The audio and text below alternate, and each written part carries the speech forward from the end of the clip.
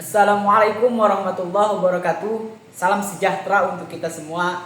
Saya Aang Muhammad Fulki, mahasiswa program studi Hukum Tata Negara Fakultas Syariah dan Hukum UIN Sunan Gunung Jati Bandung.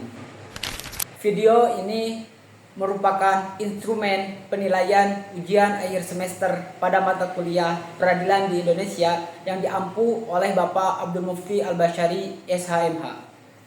Pada kesempatan ini, saya akan melakukan dekonstruksi dan analisis terhadap mekanisme peradilan tipikor di Indonesia dengan membedah salah satu kasus yang paling fenomenal dalam dekade ini, yaitu perkara tata niaga komoditas timah yang melibatkan terdakwa Herfi Muiz. Objek materi yang saya angkat hari ini bersifat tematik sekaligus kontroversial.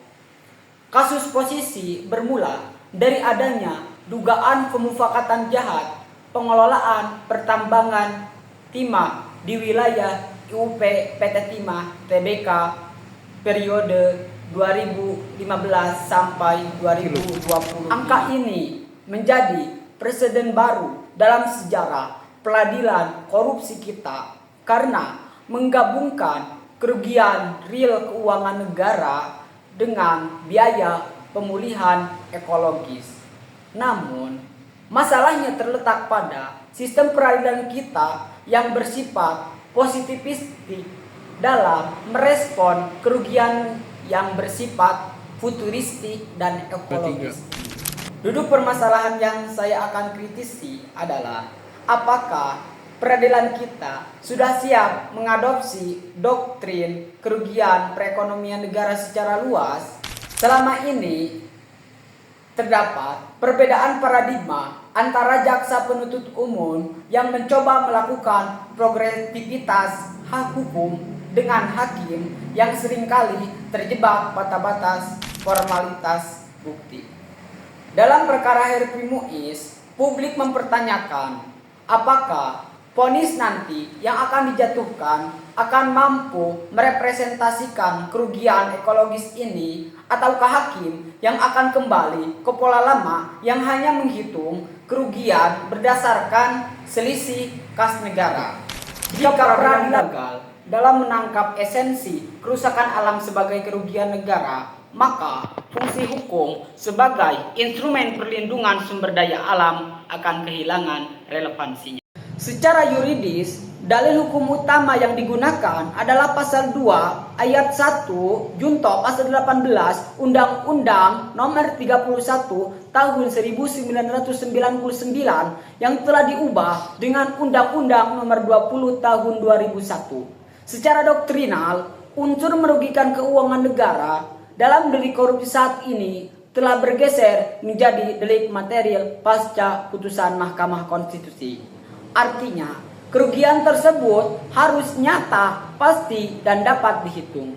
Disinilah letak battle of experts di ruang sidang. Ahli lingkungan membawa metode perhitungan berdasarkan kerusakan ekosistem, sementara penasihat hukum terdakwa akan menyerang kembali dengan dalil bahwa kerusakan alam adalah ranahnya hukum administrasi dan perdata, bukan korupsi.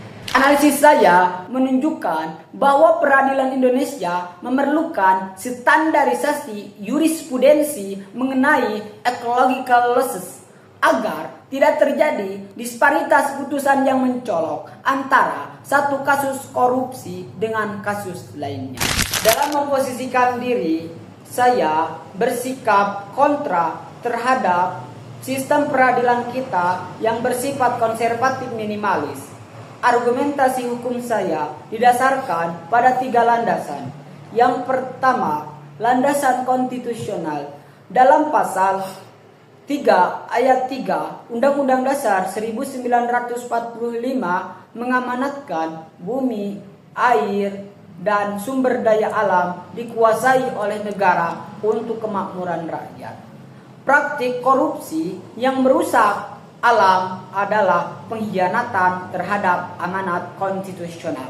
Yang kedua, doktrin green criminology, bahwa peradilan tidak boleh tutup mata karena kerugian negara bukan soal hanya angka di neraca akuntansi, tetapi soal hilangnya hak generasi mendatang akan lingkungan yang sehat. Yang ketiga, deterrent effect.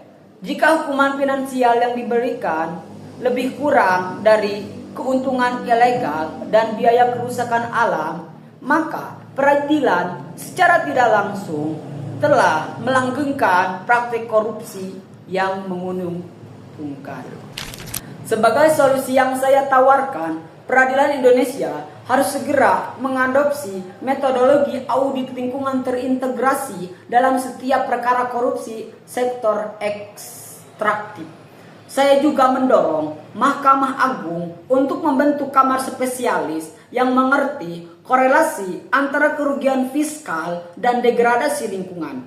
Kita membutuhkan hakim yang tidak hanya pintar akan hukuman, tetapi juga kecerdasan ekologikal, agar putusan yang dihasilkan benar-benar memberi keadilan bagi negara, masyarakat, dan alam. Demikian pemaparan naskah akademik saya mengenai dinamika peradilan dalam kasus korupsi timah.